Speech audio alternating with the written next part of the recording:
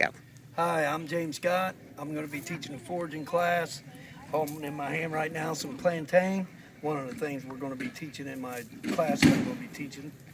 And there's not really much out here. As you can see, it's pretty dry and pretty dead, but there will be whenever we do this class.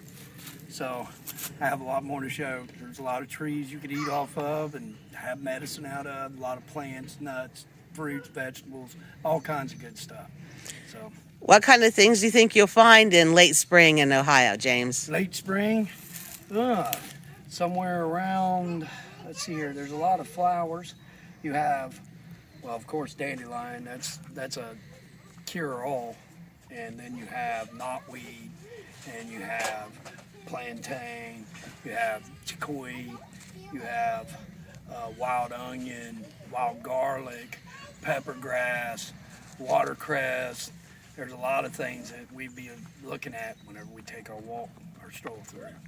How rugged do you think the hike will be? I had a few folks asking that wanted to go. Will they be able to complete the whole hike? Is it going to be super rugged or more like a stroll and a mild hike? It's going to be a stroll and a mild hike. And I won't be doing the whole entire class on the walk. You'll teach people how to identify some simple stuff they can likely find and how to use it? Real simple. Wonderful. We will see you all at Old School Survival Boot Camp in just a few weeks. All righty, thank you.